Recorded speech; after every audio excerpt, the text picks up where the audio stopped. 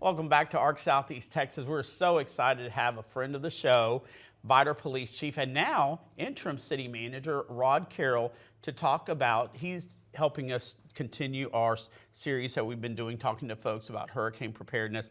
And Rod, I mean, I can immediately, and this is probably not something you go on your record, you've had experience with almost every storm that has hit in the past 20 years here. Unfortunately. Unfortunately, yes, it's sad. But the good thing about it is your experience really helps out. And I like to, when we talked about this, kind of like lessons learned, because I think Vidor as a community and under your leadership, y'all have learned a lot from these storms to make things better for, let's hope there's not a next one, but if there is, you are much better prepared. There will be. I mean, that's the reality. We can hope, we just don't know when it's coming, but it's coming. And the thing is, the key word is prepared. Are we prepared? Are the citizens prepared? You know, is everybody prepared? Are we prepared to get out of here? Are we prepared to come back? And we're prepared for those that stay.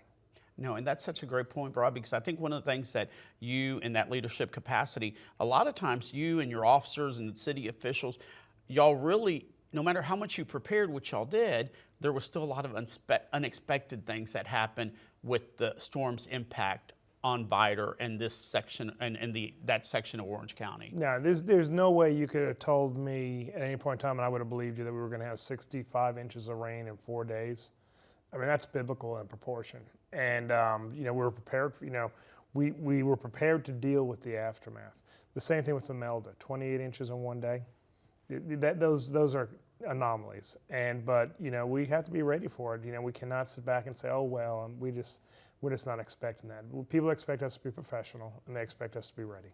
And one of the things that I said that it's something you can't control. A lot of the issue that Vidor has in that stretch of Rose City and is Interstate 10. There that has been acting like a dam, and Vidor ends up on the wrong side of that dam. Tell me how, obviously, what's happened and efforts that have made that kind of to improve drainage or to improve, I mean, because it's not a city function, obviously that's the state, but what has been done in that way that you feel more confident? Well, you know, we learned from our failures. No way did the state realize what that was going to happen there with the center median. We were looking for safety and making sure we didn't have head-on collisions down the interstate, which we had beforehand, where we just had, you know, a median in the middle. They've come in and they've replaced many of those barriers where they have an opening on the bottom so water can flow through and continue to the south. Obviously, the south is our drainage system down through the river system and out to the Gulf.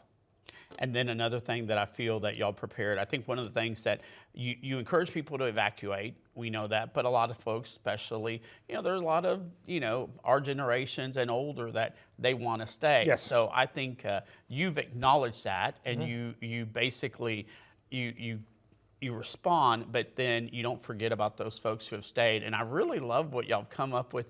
We're a central location where folks can get food, water, the necessities. That is under construction right now, so we're not ready for a storm to hit us just yet. Right. Hopefully 10 years from now when the storm does hit, we'll have a 10-year-old facility. But no, we're in the process. It's called a pod, you know, for distribution. Point of distribution is what it stands for. But this will be where people will come for MREs, they'll come for ice, they'll come for water. But the thing is, people need to realize that these products and supplies are not going to come in until 72 hours. If they can get to us. You know, the problem is also logistics, if we have the highway shut down again. So they need to prepare. They need to make sure they have plenty of water. They need to make sure they have food. They need to make sure that they have all their medications. That's the one thing we're not able to give out is medication. And we have so many people here in Southeast Texas, because we have an older population that have COPD, have high blood pressure, have cardiac issues. They need to make sure that they have a 30-day supply. When they see hurricanes in the Gulf, we need to start preparing. And one of the things you need to do is make sure you have your supply of medication. And so, again, that's key, because Vidor Police, Orange County officers, y'all do such a fantastic job at response. But what can citizens do to help you do that job successfully, especially if they choose to stay? Prepare. They need to make sure they have plenty of water. They need to make sure that they have everything that they're going to need. The other thing is I'm going to throw this into is if you're leaving. We now have a major construction project going on I-10 at a bottleneck. So we've lost lanes of traffic. This is going to be another reason why people are going to need to leave earlier. If you can leave, leave. I mean, that's the situation. If you're older, take it as an opportunity for a vacation. Take it as an opportunity to go see family. Family loves to see you. What better time to go than during a hurricane? Right, exactly. Take it as a summer vacation. And again, Exactly. you don't want to stay because, I mean, obviously you have to stay, us in media, we stay, but it's kind of miserable to stay. It's no fun. No Trust fun, me, yeah. it is no fun during the storm. It is no fun after the storm when you realize how much debris there's on the roadways and flat tires. And that's the other thing, is make sure you have a tire fixing kit and a compressor, because you're going to have lots of nails be blown off of roofs and everything else. And we have to be prepared. And that's just normal nowadays with all the construction.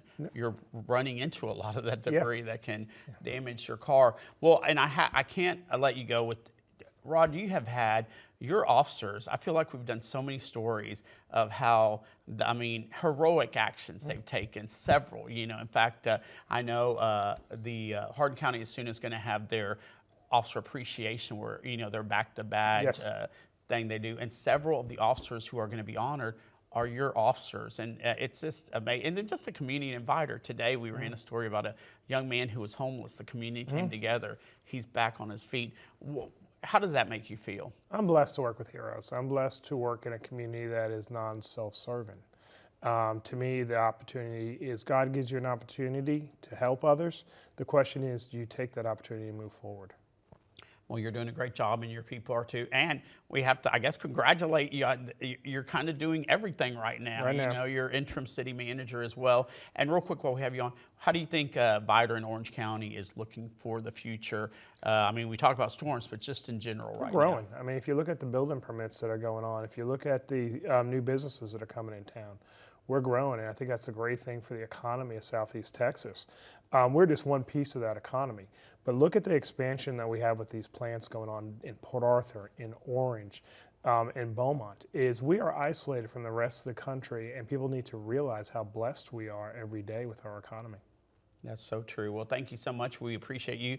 And I'm sad that you've had to go through so many storms, but it gives you the experience to provide us some training. Major tips. I'd rather it be me than somebody else.